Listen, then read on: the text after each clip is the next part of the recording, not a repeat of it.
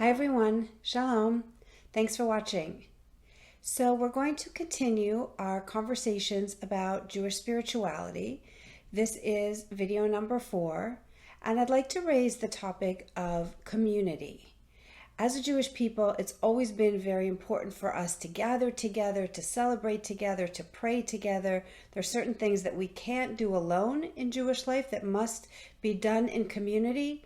And so over these past months that have been very unique and difficult and isolating in some ways, this mitzvah of being together as a community has really been on my mind, and I'm sure on your mind as well. Why does Judaism teach us that it's so important to be together as a community? What is the motivation behind this mitzvah? And how do we get by when we're not really able to be together as a community? How do we find spiritual strength during these times where the normal communal gatherings are not possible? So we're going to take a little bit of a closer look at this idea of Jewish community. Now, did you know that the word for community in Hebrew has many different translations, or from Hebrew rather to English? There are many different ways to say the word that we would say in English as community or congregation. There's the word kahal, kehillah. There's the word edah or am. There's the word agudah or asifah. And there are probably many others that come throughout Jewish literature, our holy texts and our rabbinic texts, about the definition of community and how they're different from each other. So kind of like that funny saying that Eskimos have 100 ways to say snow, in Judaism we have a lot of different ways to say congregation or community. The Hebrew term for community that I want to share with you today and to take a close look at is the Hebrew word am, which is normally translated as nation. So we say Am Yisrael or Am Yisrael Chai, the nation or the people of Israel is alive. And this comes from the Torah, specifically at a very important moment in Jewish history, when the Israelites were leaving slavery, leaving the land of Egypt, and they were called by God and led by Moses, and they're making this trek through the desert to Mount Sinai and eventually to Eretz Yisrael, to the land of Israel. They are at that moment called Am Yisrael, the people of Israel. It would have been very easy for the Torah to have used many other terms for this gathering of people. Could have simply been a gathering. It could have simply been a tribe or former slaves or God's people. But the term is used, Am Yisrael, the people of Israel there, and I think it's setting the stage for a very important message, which is that there's a connection between all Jewish people, that we're part of one nation.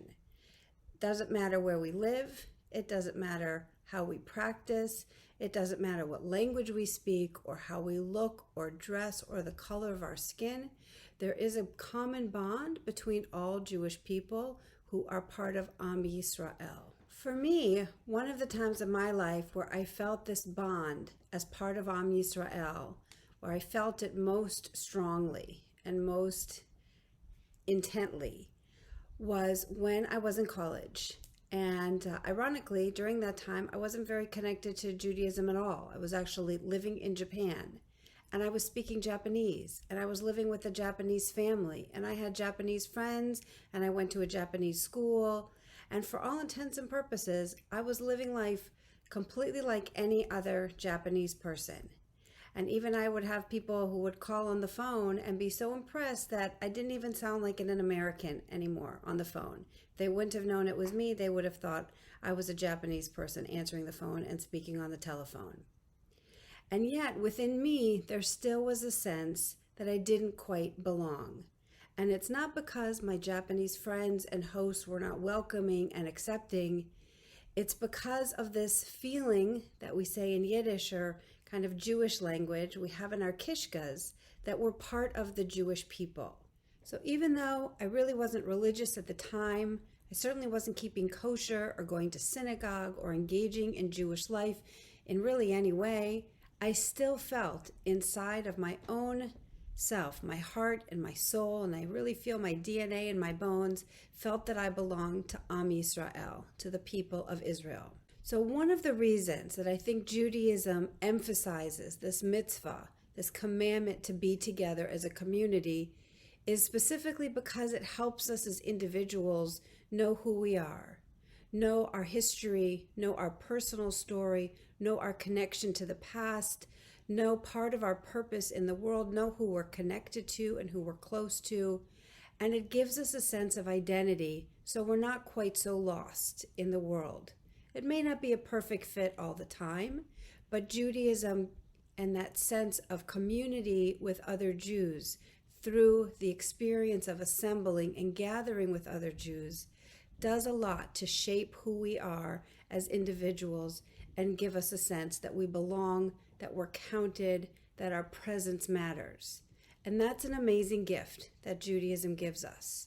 What could be more meaningful than a place where our voices count, our presence count, where we matter and where we are important, not only for ourselves, but for the community overall. So ironically, when we think about this mitzvah, this commandment to be together in community, one of the most essential purposes is not only to strengthen the community as a whole, but actually to reinforce the value of each individual, to remind us that a community is more than a sum of its parts, that each individual is unique and valued and precious in the world of Jewish life and in the world of that community, that no one is replaceable.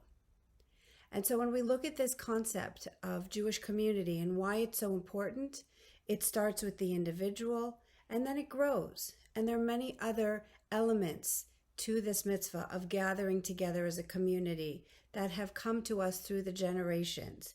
Why do we gather for certain prayers? What constitutes a community? Where are we allowed to gather? What counts, especially in these days? Does a Zoom room or a video chat, does that count as a minyan, as a gathering together as a community?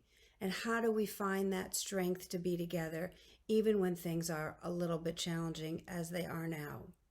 So because this is a big topic, I think we're going to talk about a few other aspects of the Jewish community when we come back to this series next month.